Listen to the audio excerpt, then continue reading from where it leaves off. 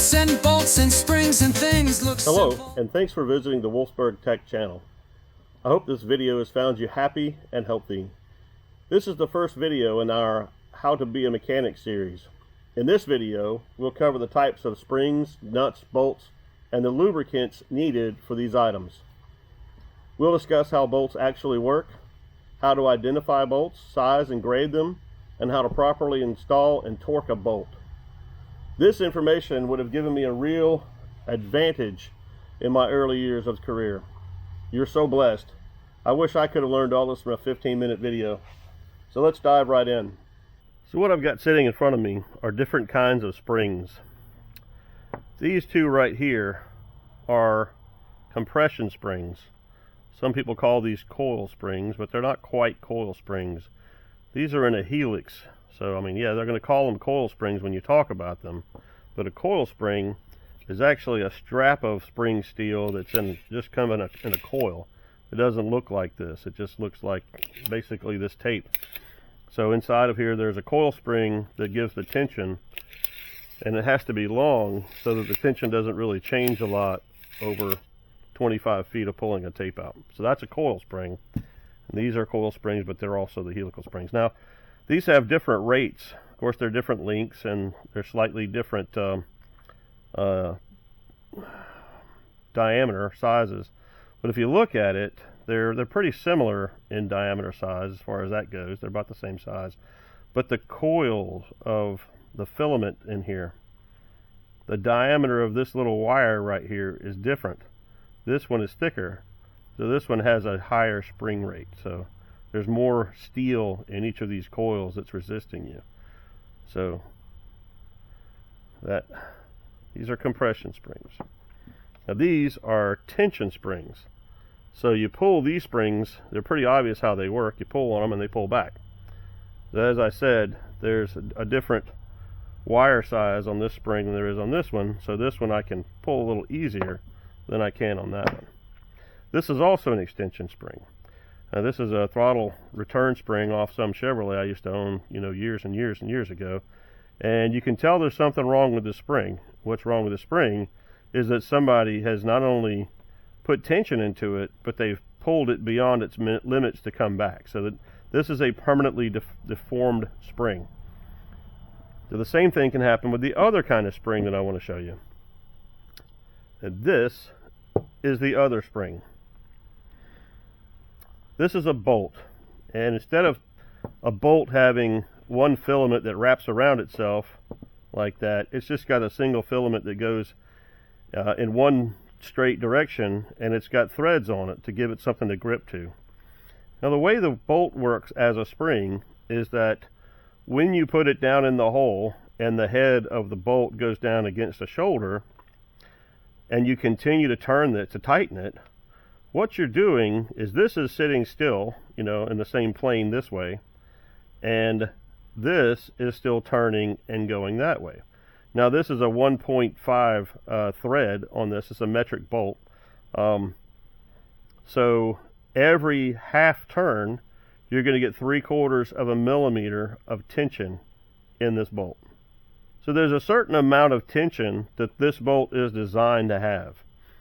And the way we determine how much to turn or twist on it in order to set that tension in there is you have a size of the bolt, and bolts are sized by the diameter of their threads. It has nothing to do with the tool that you use on them, and also a grade. Now on the metric bolts that we use, this one has a marking on the top of it. It's a number. Whereas this is a metric bolt. If this is an English bolt or a SAE or fractional or imperial bolt, they are all the same. You're going to have no number on the top necessarily. This is some kind of stylized logo for a company. But these right here indicate what grade that bolt is. Now when I say grade, I'm saying what the formulation of the bolt is, what the heat treating is, how the threads were put into it. It's basically the strength of the bolt. You don't want to mix up your grades, because if you don't pay attention, you can be torquing this bolt way too much or way too little, and it'll either break off, strip, or it will fall out, and your repair is not going to be right. Now this is also a metric bolt, about the same size, and whereas this one says 8.8 on it, this one says 4.8. Now 8 is the lowest grade of bolt that you want to use in automotive machines, like cars, trucks, earth moving equipment, that kind of thing. And of course, with aircraft, I don't know if they even allow you to put grade 8 bolts in. They may require 10 or 12 or higher. But yeah, this right here, this 4.8 right here, I would never put that in a car. In fact, I'm going to go put this somewhere after this video where we're never going to accidentally grab this. This is trash. So what happens if you over tighten a bolt? Well, they can usually break off, they can strip, they can pull the threads out. But sometimes they do this right here, they deform. And if you've over tightened a bolt but didn't manage to break it, it feels like it's just getting looser after you get to a certain point, and basically it's doing like a taffy. It's pulling between here and whatever the threads start, and it starts getting narrower and longer here. And what you've done is you've found the yield point of the bolt. Now, some bolts in design are meant to be used one time. Other bolts are not. So let's say this is just a regular bolt. If I look up on our torque chart here that it's a grade 8, and this one is a 10 millimeter, and I'll show you how to check that in a minute.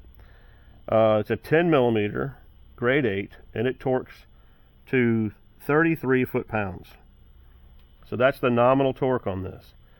Now, if somebody decides that they want to make this a one-use bolt, a single-use bolt, and they want you to torque it to yield, they'll probably tell you to tighten it to 24 and then tighten it 90 degrees. And that's going to put it significantly higher than 33 foot-pounds. They may do this for a variety of reasons. It's really up to the engineers to decide how the cars go together like that. But I'll tell you this, when you're reading the manuals, especially I only deal with Volkswagen and Audi, when you're reading those manuals, whether it's a stretch bolt or not, they're going to give you a recipe to torque the bolt. Put an initial torque on it and then turn it 90 degrees. And a lot of times you'll end up at these numbers with these bolts. And if that's the case, these are not torque to yield bolts in that application. So we're going to talk now about how to size a bolt. And that's absolutely critical, because if you get the wrong size of bolt, if you haven't really properly identified the bolt, then you really can't get any accurate over here once you've identified the grade. So in order to find it, you got to start out with an open end wrench. So if this is an 8 millimeter bolt and that's an 8 millimeter wrench, the open end should go over this easily. Well, it doesn't. And that means it's not an 8 millimeter bolt. So let's try a 9 millimeter. Also doesn't go over it. Now we already know that this is a metric bolt because it has a number on there and not a couple of lines. So there we go. The 10 millimeter bolt goes over that with just a little bit of play, not quite a millimeter. So we know that this is indeed a grade 8 10 millimeter bolt that torques at a nominal torque of 33 foot-pounds. So here's another one. But what grade is this one? This one has a stud sticking out of the top of it. So there's no grading right here. So where would the grading be on this? I don't see it on these flats right here. Don't see any grading there. Well, the grading on these particular ones is right on the side right here on this little shoulder. So on every one of these hex, there's a little bit of area right here where they can do the stamping on it. And right there, I don't know if you can read it, but it looks like it says 8.8. So this is a grade 8 bolt. So here's an Allen bolt. This one has a captive washer on it, which what they've done is they've made the bolt and they put the washer on it, and then they used a threading die to basically go over it like this and roll the threads into it. So you'll see this quite a lot. You'll see now that the washer is too small to go over the threads. Well, this is a lot like stepping in mud with your foot, and the mud comes up on either side of your foot or all the way around. So you've got a hole where your foot was and the mud has come up around it. Well, metal has basically done the same thing under tremendous pressure. So that's how they put the threads in this, and they didn't use a die or bring it through or cut the threads. They rolled the threads onto this bolt, and the bolt is much tougher for that. So this also is, if you look on the outside of this Allen bolt right here,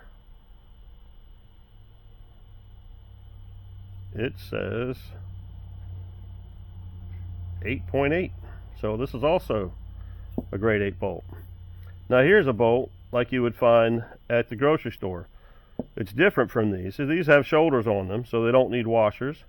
And this one has a captive washer on it, so that you can't lose the washer on this bolt. But this one, you have to get your own washer. So this is how Volkswagens used to be back in the old days. Every bolt had a washer underneath it so it could turn properly while you're torquing it. Well, if you go look at the metric bolts down at the hardware store, they also say 8.8 on them if they're grade 8.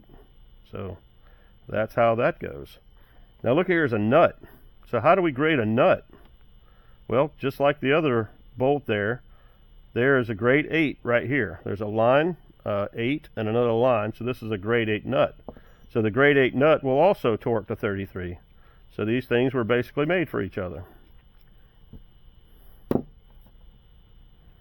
So here's a 6mm stud, and we need to make sure that it's the right size, because sometimes between 6, 7, and 8mm you can really be thrown by that. Well, this is a 7mm wrench, open-end wrench on it, and you can see that it just kind of knocks around there. So if the 6 goes over it, but only barely, so that means this is a 6mm. So let's talk about torque and how it's quantified. Let's say you have a wrench, and the wrench is 1 foot long from right here to right here.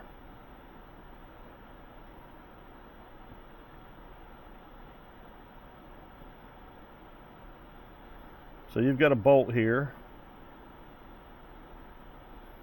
and you're pulling down here with 1 pound of force.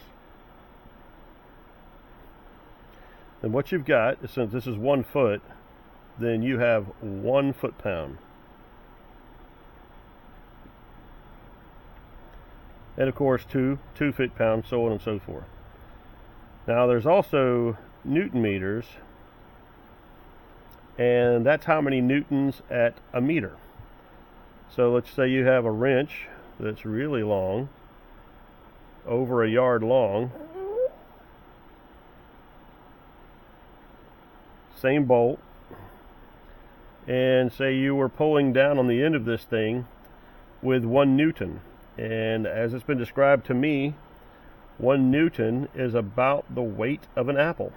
It's about as much force as it takes to lift an apple in Earth's gravity. So let's see if I can approximate an apple here. There you go. So you have the weight of an apple being pulled, not of course, you know, gravity is not affecting the wrench. Let's just say the wrenches are laying like this. Then you pull the weight of an apple there, then you have 1 Newton meter from here to there. And you're looking at, I think 38-ish inches for a meter from here to there. So that's 1 Newton meter. So you got 1 foot-pound, a foot shorter, and 1 Newton meter. The meter is longer. Now I'm showing you all this stuff because it's important for you to understand the fasteners that you're going to be working with all the time. Well, whenever I'm training people at the shop here, this is one of the first things I start them on, is to make sure they're not going to be tearing up bolts, and they'll be torquing things properly, and things aren't going to be falling off of my customers' cars. I basically put them in a sandbox and see if they can follow these instructions about how to torque fasteners and all that kind of stuff, because it's so basic and it goes with every single job we ever do.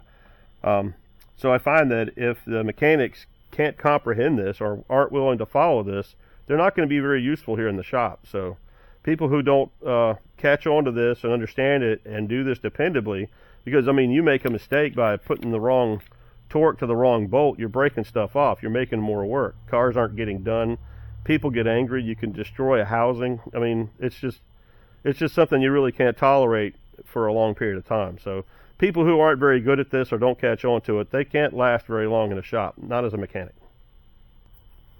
So now that I've told you how to grade a bolt and how to size a bolt, now you can find the torque on the chart that the bolt will go to without harming it. Well, the other thing is that bolts really need lubrication. A dry bolt in a dry hole is not going to give you an accurate torque, because then you're going to have a tremendous amount of friction on every one of these threads that's engaging, and you're going to have friction right here. Just by putting these two together and pushing them against each other, I can feel the friction. And imagine what it's going to be like if this thing is pulling 5,000 pounds of tension, and it's galling itself on that washer, and the threads are galling themselves into the piece of metal they're going into. Well, that's where we come in with lubrication. You say, well, I don't want to make all my bolts greasy and oily because it'll attract dust and they'll look bad. Well, I mean, that's your choice, but it's not a good one. I was kind of resistant when my father was teaching me about lubricating every bolt, every washer, every nut when we put it on, cleaning all the threads out and doing all that stuff. I was very resistant to that because I wanted my work to look really good. But it doesn't look really good when the bolt's falling out and the bracket that you tightened up and charged the customer to do that work is just falling off the car. It's pretty embarrassing. So after a while, I realized that he was right, because stuff kept coming back falling off cars. So when you put an engine together at the factory, you're using a really light machine oil, something like WD-40 or some of the other, what do they call it, penetrating oils. And that's just enough to keep the bolt from getting corroded at the factory, or something to keep from being corroded on a boat over here. It's not really good, because light machine oil will evaporate over a period of time, and add to that where you have engine heat and cycles, it will also flash that off. I mean, just think about it. You could pour a little glass of water onto a hot cylinder head and it's just going to boil right off. So same thing happens with oil, just it stinks. So I don't put these things together with light machine oil, and I don't put them together with WD-40, and I don't put them together with penetrating oil. I do something much better, and it's my little oil bottle here. So whenever I put oil into an engine, I'll take the little bottle and set it up, and it'll go into a funnel, and the funnel will fill up another bottle, and then I'll just put this in here. So what I've done is I've taken basically this little ketchup bottle that you can get from, I suppose, Harbor Freight or a body shop supply or something like that, a little ketchup bottle for doing rubbing compound or waxes or whatever. And I've taken the straw from a penetrating oil spray can, and I've put it in here. So now I've got a really nice way of putting oil drop by drop onto a bolt. Now I usually oil about halfway onto a bolt, and then a little bit underneath the washer, and then a little bit underneath the washer again, like this. And that's how I set up all my bolts whenever I'm going to put something back together. I never put anything back together dry, because you cannot get a proper torque. You remember all of the friction that we're talking about when we're putting, in this particular one, 5,000 or 6,000 pounds of spring pressure or tension into this bolt? Yeah, there's a lot of friction there. So in order to alleviate that, you have to use this. Now, when you go and put a cylinder head in, you may have to use a thicker grease. Now, this is not wheel bearing grease. This is high pressure, extreme pressure grease. This is what they put in CV joints. So it's a black grease. And it has a metallic element in it called molybdenum, or moly. Now, this is molybdenum disulfide, which I guess means there's 2 sulfur atoms onto the molybdenum, and then of course they put that inside the grease. Now, grease is not its own thing. Grease is oil with an emulsifier to make it a gel. So the grease is, they don't just pump grease out of the ground. They pump oil out of the ground, they put emulsifiers in it, and they make grease. And they put their other additives in there. So there's a different kind of grease that you would put in wheel bearings, and that's called wheel bearing grease or high-speed grease. And it can be synthetic, it can be whatever it needs to be. But this right here, if you're putting a head gasket on, you want to make sure this is in the threads, and you want to make sure this is under the head of the bolt, on the shoulder of the bolt, so that when you go and you do your final torquing, it's not making all these clack, clack, clack noises as the bolt's trying to break itself in friction. Now there's also this. This is anti-seize. Now anti-seize comes with its own little brush. Sometimes you get in a tiny little tube, and you put these on threads. I would not put these on spark plugs. I would use the molybdenum disulfide, the moly grease, on spark plugs because it lasts so much longer and it's not quite so much metal. You can leave these in 60 to 100,000 miles if you do them properly. And this right here really is for high temperature applications, and a spark plug is not necessarily a high temperature application.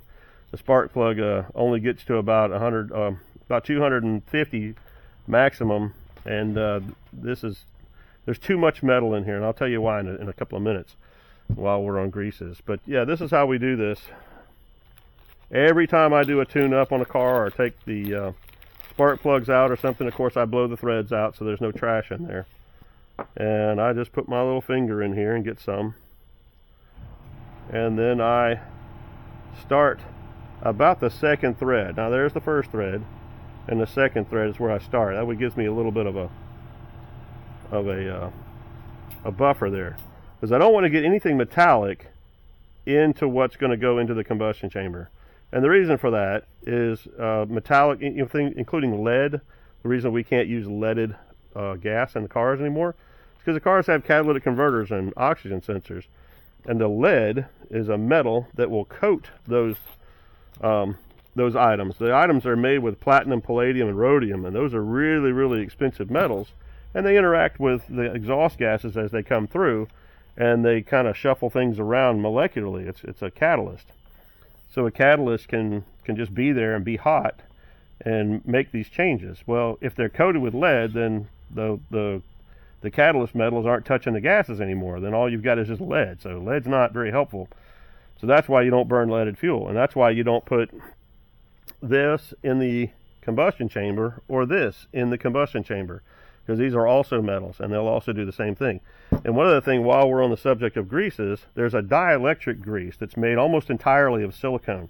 Now silicone is sand. It's a liquefied or a jellified sand, and yes, the scientists have found a way to do that, and it makes a really good lubricant, except it also will poison a catalytic converter and a oxygen sensor. So you really, really, really don't want to use any silicone spray, grease, anything with free, loose silicone inside of something that's going to go to the combustion chamber.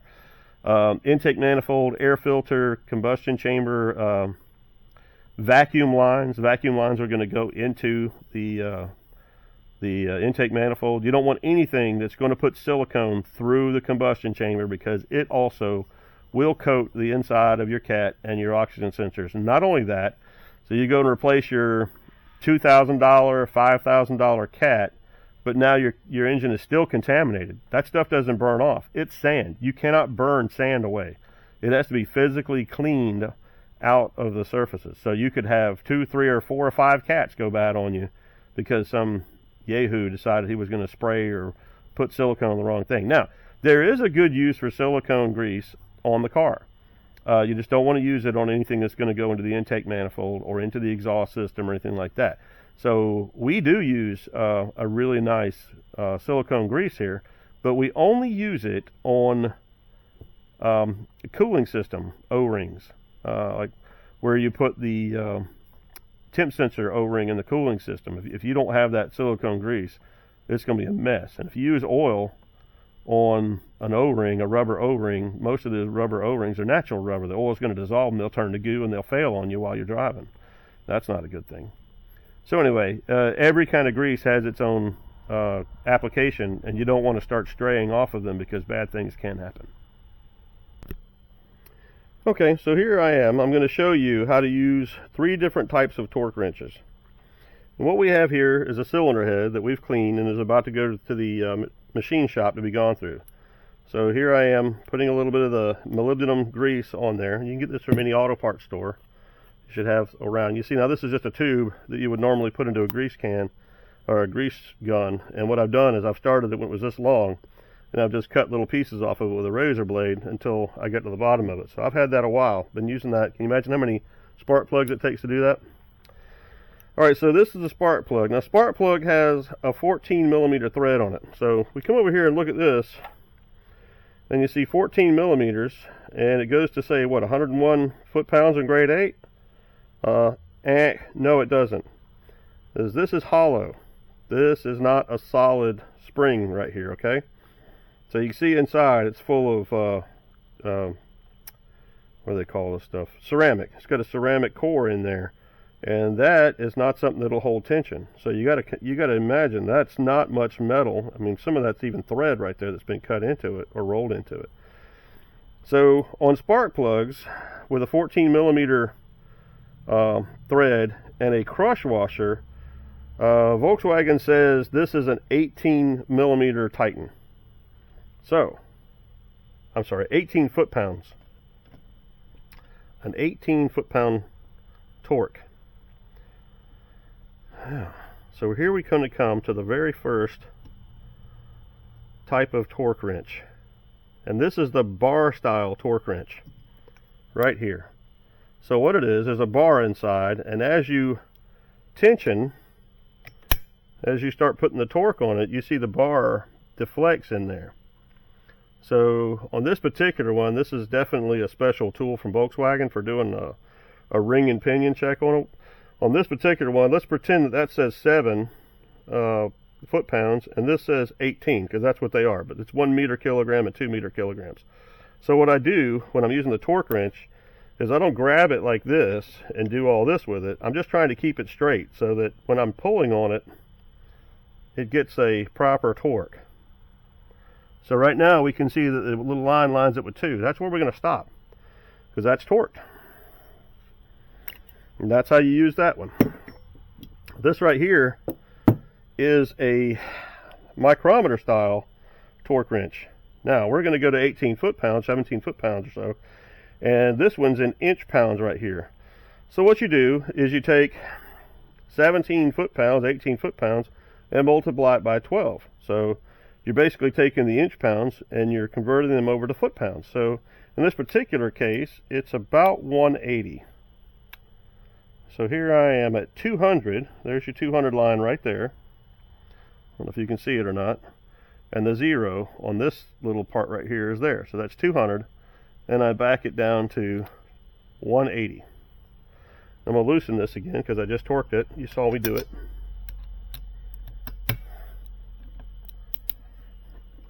Alright.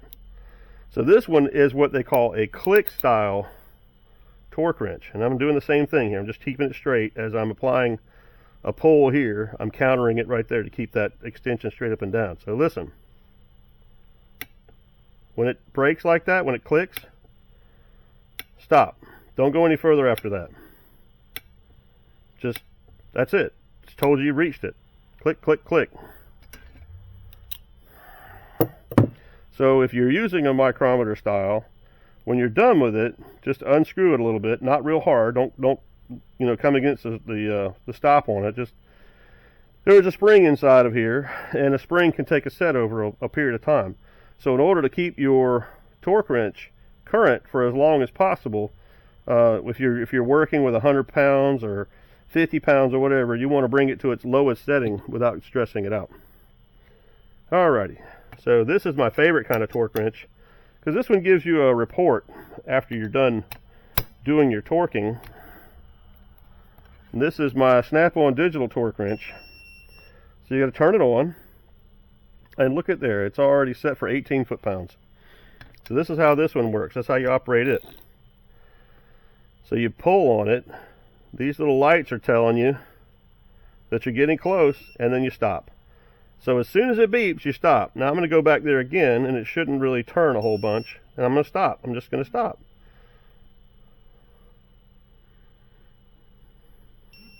So stop each time. Now guys get really committed, and they start just pulling on things really hard, and they'll go well beyond the torque. And this thing will tell you. It'll tell you what your final torque was, whether it was supposed to be 18 or not. So that's how you use a torque wrench. Now a lot of people, a lot of mechanics are of the mind that you only use your torque wrench for head gaskets and rod bolts and main bolts. Well, that's how a lot of mechanics roll, but that's not how it works. If you want to get things torqued properly and you want to train your hands to be able to do these torques dependably, or at least within a certain spec, you need to work with your torque wrench to train you. And this is the one here that my father had left over from a dealer that closed down. And with it being 1 meter kilogram and 2 meter kilogram, that was good for 8 millimeter bolts and 6 millimeter bolts. So using this for several years, building motors, putting things together, I was able to really get a feel to calibrate my hands over the years so that I could put cars together dependably. That's pretty much it for the lesson on nuts and bolts and springs and things. Before I go, I'll leave you with what I consider to have to be an amusing anecdote about me learning about using oil and grease on bolts. So back in the day, when my father was training me back in our shop in Hilton Head, he would always insist that I use the black grease, the moly grease on the threads on spark plugs. But of course I was being very hard-headed about it, you know, not wanting things to be greasy and things. So I used to commute about 2 hours a day between Savannah and Hilton Head back in those days. And of course there was just this one little 2-lane road, 170A, that went between them. So I had to do a lot of passing. Well, one day I had to pass about 3 cars at one time because some grandma was driving at 35 and a 55. So I came out and we went to pass, and my car made this really nice noise. It went, so yeah, I could hear the air escaping, all that kind of stuff, and I didn't have any tools with me, and the whole engine was really hot. So the car didn't have a cat. It was a very old car, and I finished driving to work. But as I was going past our service bay, you could hear the car, and it was going as I went by, and I was like, man, okay. So I get there, and of course I walk into the shop and start work and everything, and then my dad, really sly, says, "So, you gonna start putting grease on your spark plug threads now?" And I said, "Yes, I am."